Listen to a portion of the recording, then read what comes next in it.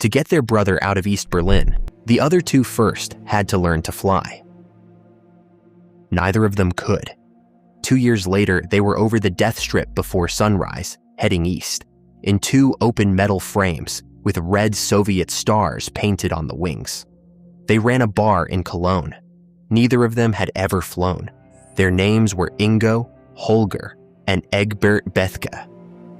Two of them were already in the West. Ingo had cut his way through the inner German border in 1975 and paddled across the Elbe on an air mattress. Holger had gone over the wall in 1983, hanging from a steel cable on a wooden roller. Egbert was the one still in East Berlin. By 1989, he had been the last of the three inside for 6 years, and there was a problem with the plan that had nothing to do with the East. Flying a light aircraft over West Berlin was not allowed. Not discouraged, forbidden by the occupying powers who still governed the airspace over the divided city, more than 40 years after the war that put them there. The permit was real. That is the part I want to start with. My name is Tom, and this is Forgotten Europe. Almost everything about this escape sounds like forgery. And the single most important piece of paper in it was genuine. It was applied for, it was granted, it was stamped by the occupying powers. And it said Poland. Neukoelln, in West Berlin, a little after 4 in the morning on the 26th of May, 1989. 2 men were carrying aluminum tubing out of a vehicle and bolting it together in the half-dark. That was the whole reason for the machine they had chosen. The Comco Ikarus C22 was an open 2-seater with a fabric wing, weighing about 150 kilos, roughly 330 pounds. It came apart into pieces a truck could carry, and it went back together in minutes. Nothing about it was armored. It was a frame, an engine, 2 seats, and a wing. And both machines had been painted camouflage green with a red star on them. The brothers were wearing military jackets with Soviet insignia. That is the detail that shows how far the thinking had gone. It was not enough for the aircraft to look Soviet from below. The men in them had to as well, for the 2 or 3 seconds in which somebody on the ground might get a clear look. Ingo went first. Holger followed with a camera running, which is the reason there is film of this at all. The distance was almost nothing. From Neukoelln to the meadows of the Treptower Park on the eastern side of the city is a few minutes in the air. What lay between the two was a strip of ground that had been rebuilt and re-equipped for 28 years. The wall itself, then lamps, then a raked sand bed that showed footprints, then the signal fence, then the towers. All of it built and manned and rehearsed against people moving at walking pace. And it was manned that morning, in the ordinary way. The men who had been on duty since the small hours were in the last hour of it, at the point where a night shift stops feeling like work and starts feeling like something to get through. There was nothing unusual about the 26th of May. That was the point of choosing it. Somewhere over that ground, the radio opened. A short exchange, recorded at the time, and it is almost disappointingly ordinary. "Are you there?" "I am here." Then Ingo said the air was still a bit hazy, and that they could have waited a while longer. He did not wait. On the eastern side, in the bushes at the edge of the meadow, Egbert was crouching with a radio that had been smuggled to him through a contact in East Berlin. He had been given a morning and a place. He had not been given very much else, and he had no way of knowing, sitting in that park, whether the sound he was listening for would be an engine or a patrol. What he heard first would not have been an aircraft. A 2-stroke engine at that size, at that distance, across open grass, is a lawnmower somewhere behind the trees. It only becomes something else when it fails to stop and keeps getting louder and arrives. Ingo put the machine down on the grass. Holger stayed up and circled. Everything about that landing was a decision to become visible. Until the wheels touched, 2 aircraft in a hazy sky were an ambiguity somebody might not bother to report. On the ground in a public park, stationary, they were 2 objects with a location. Anybody who looked now would see them, and the clock was running. Egbert came out of the bushes and climbed into the second seat. There was no door to close behind him, no canopy, no cabin, nothing between him and the Treptower Park, except a seatbelt and an engine that had been bought secondhand. They lifted off and went back the way they had come. Minutes later, 2 aircraft came down on the lawn in front of the Reichstag, in the middle of West Berlin. The building itself was standing empty at the time, used for very little. 3 brothers walked away from the machines across the grass. It was over before 5 in the morning. The last video on this channel ended on a promise that we would go back for the 3rd brother. This is the video where that gets paid. Subscribing is how a promise like that stays possible, because the harder half of this story has not started yet. 2 men who could not fly did not simply decide to fly. And 12 days before any of this, in a West Berlin police station, somebody had already written down the numbers that should have ended the whole plan. 6 years is a long time to be the brother who is left. The Bethke parents, Klaus and Marianne, had both worked at the East German Ministry of the Interior.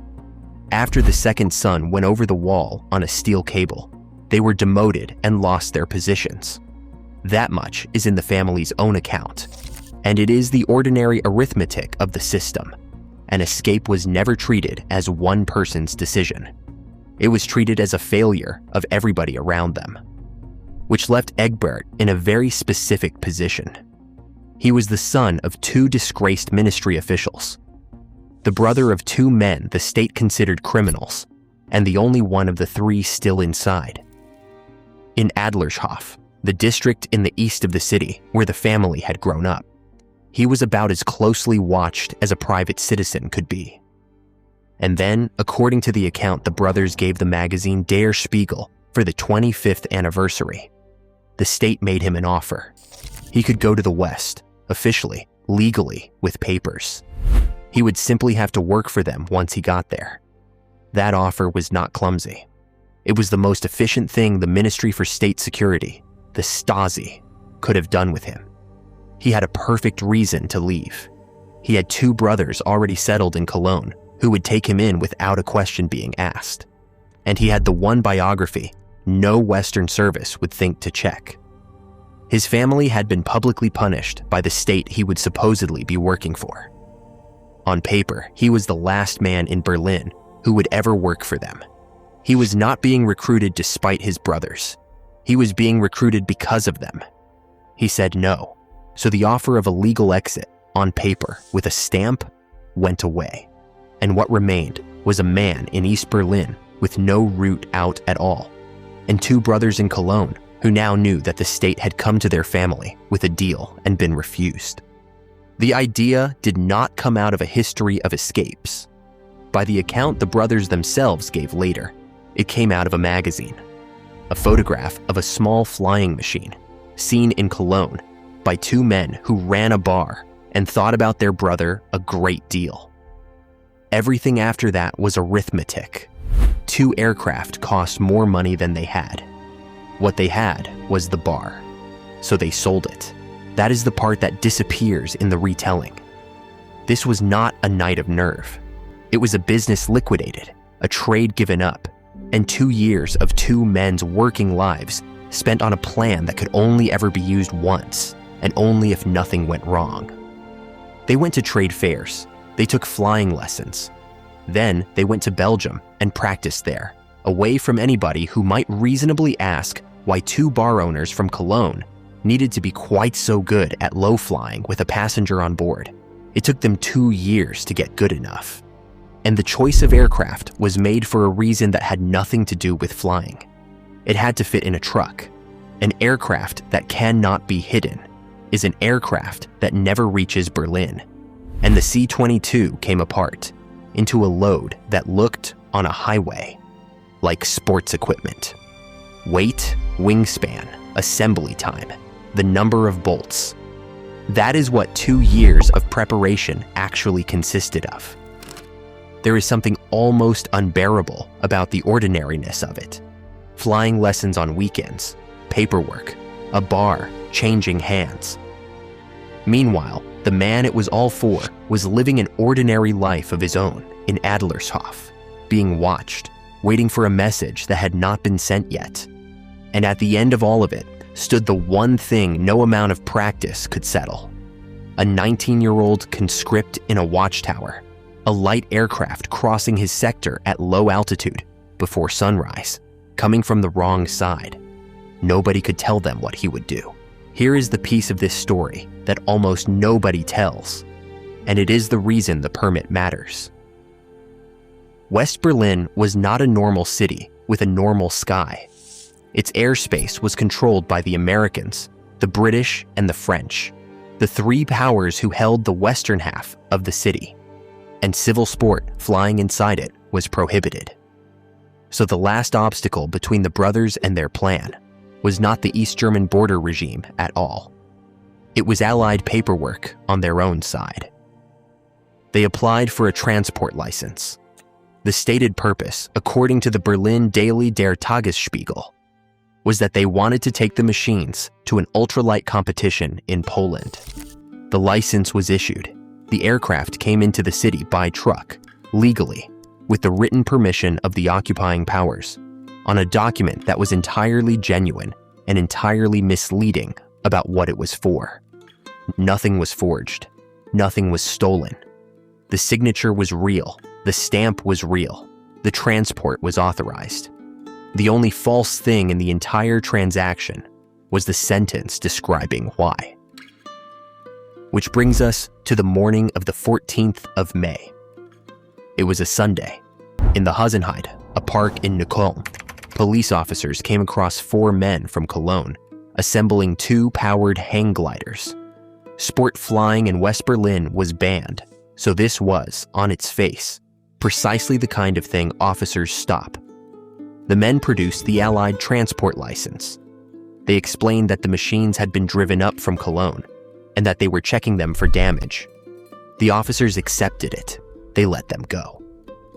And then they wrote down the engine numbers and the frame numbers, just in case. So on the 14th of May, in a notebook in a West Berlin police station, there was a complete technical record of 2 aircraft that would be found abandoned on the Reichstag lawn 12 days later. This is the point where I have to be straight about the sources, because they do not agree.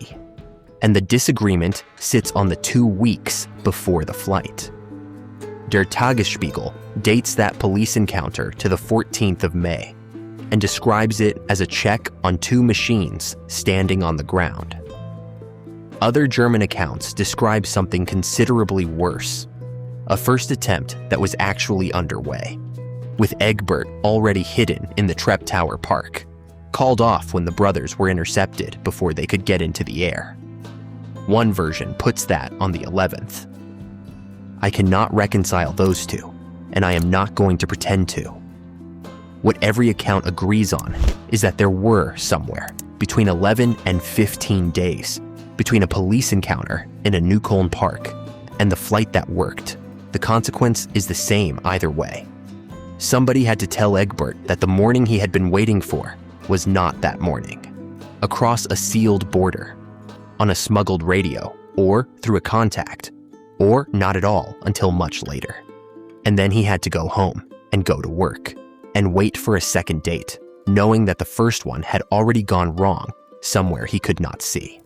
What is not in dispute is what they did to the wings. They painted them Soviet. The camouflage finish and the red star were not decoration. The reasoning behind them was blunt.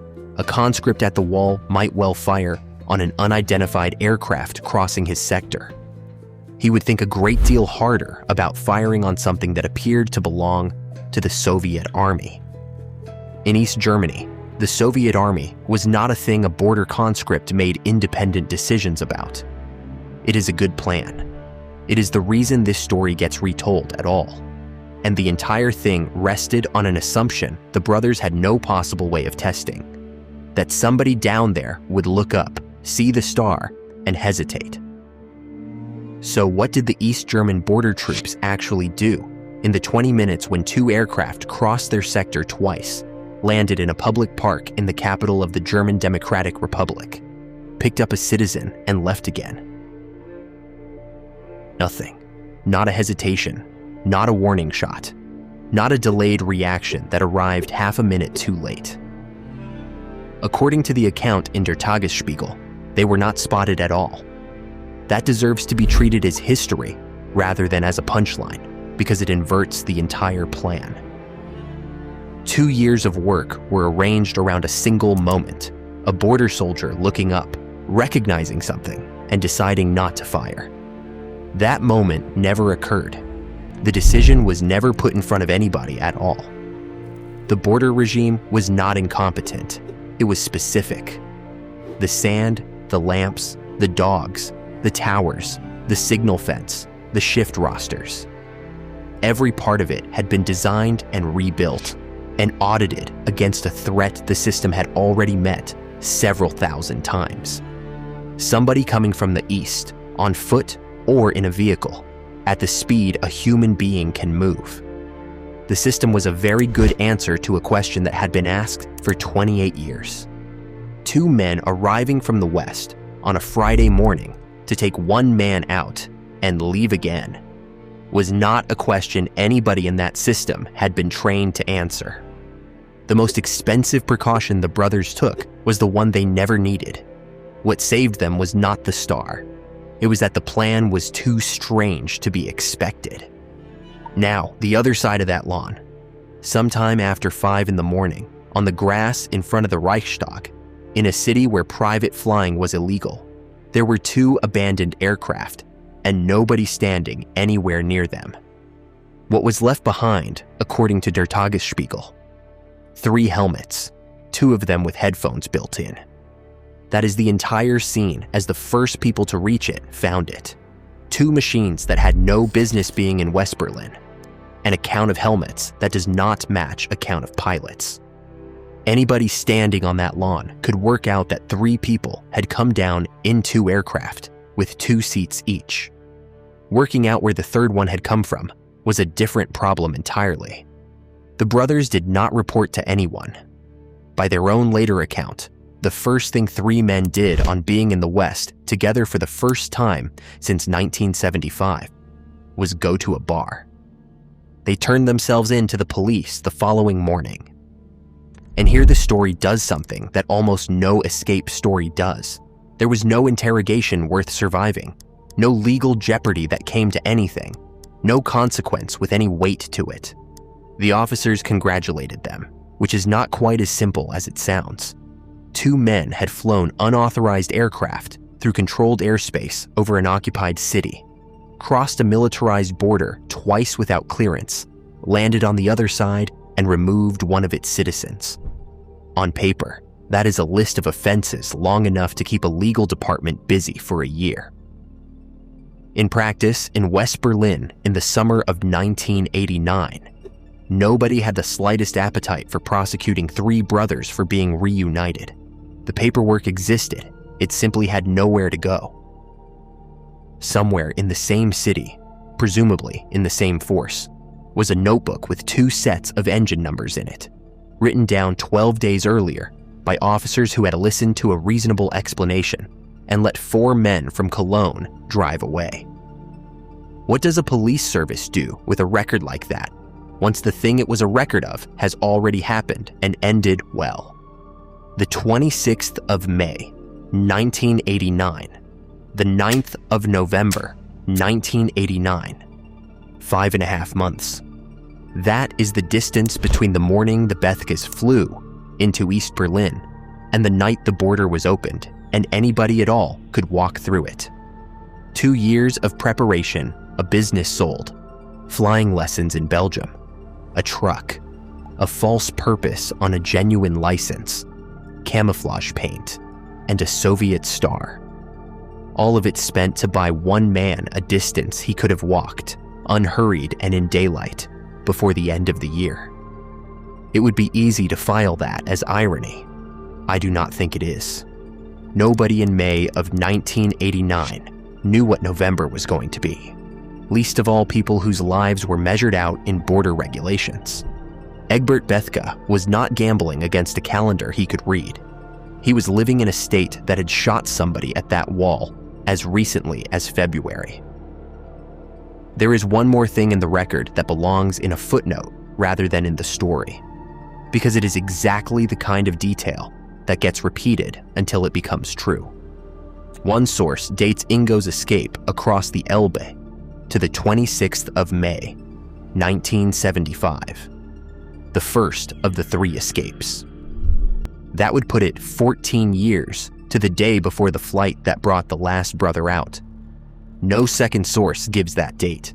It is in the record, it is not confirmed, and a date that fits that neatly is usually a date somebody has copied across from somewhere else. One of the 2 machines is still here. It stands in the Wall Museum at Checkpoint Charlie, a few kilometers from where it came down. A frame, an engine, 2 wheels, and 1 fabric wing in camouflage colors with a red star on it. A monitor nearby runs Holger's film on a loop. Almost everything that survives from the Berlin Wall is the state's material: concrete, wire, files, orders. That machine is one of the few objects in Berlin that belonged entirely to the people who beat it. And it is not impressive to look at. It looks like exactly what it was: something bought secondhand by 2 men who could not fly, and learned to, because their brother was on the other side. In 1994, 5 years after the flight, Egbert and Ingo Bethke moved back to Adlershof, back to the part of Berlin they had grown up in. It had taken a minefield, a steel cable, and 2 second-hand aircraft to get the 3 of them out of it. And once the wall was gone, 2 of them went home.